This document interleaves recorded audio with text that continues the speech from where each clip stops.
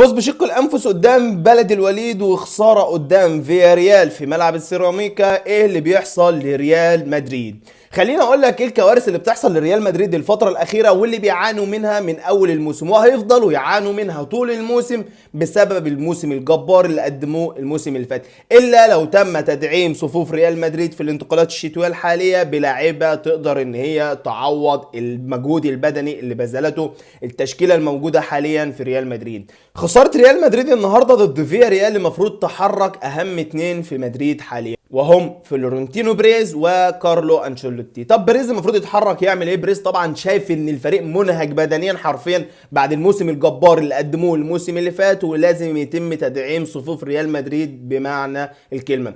ريال مدريد لو نزل قدام فريق وقدر يقفل على فينيسيوس جونيور وكريم بنزيما حرفيا انتهى ريال مدريد هجوميا، زي اللي شفناه النهارده من فيا ريال. بعد ما قدروا ان هم يحجموا فينيسيوس وبنزيما شفنا شكل هجومي ساذج جدا لمدريد. ضيف عليهم كمان انه عدم وجود وينج يمين في ريال مدريد مأثر بطريقه كبيره جدا، ما عليك من اللي بيقدمه فالفيردي في الوينج اليمين وانه بيصعد بيكون ثالث المهاجمين او رابع لاعبين الوسط او خامس المدافعين. سيبك انت من الكلام ده كله، لان حرفيا بعد الموسم اللي قدموه الموسم اللي فات ما اعتقدش ان فالفيردي هيقدر ان هو يقدم نفس اللي قدمه الموسم اللي فات بنفس المجهود البدني الجبار اللي حصل معاه. اما عن انشيلوتي فمساله المداوره اللي عمال يلعب بيها مع ريال مدريد الفتره الاخيره هي سبب كبير في هبوط مستوى دفاع ريال مدريد حرفيا. لكن لو جيت احسبها بالعقل والمنطق فهتلاقي ان الراجل ما قدمهوش حل غير كده. مفيش باك يمين احتياطي، مفيش باك شمال احتياطي، مره تلاقي ميليتاو بيلعب قلب دفاع، مره تلاقيه بيلعب باك يمين عشان يغطي ورا كارفاخال، مره تلاقي فاسكيز بيلعب. فحرفيا مساله المداوره قللت الكيمستري بين لعيبه ريال مدريد في خط الدفاع وخلت اللعيبه واقفه تايهه حرفيا. فما بالك لما تيجي تلعب ميليتاو اللي هو لما بيلعب قلب دفاع ساعات بيبقى وراه كوارث ووراه فضايح في قلب الدفاع، لما تلعبه باك يمين اللي هو مش مركزه اساسا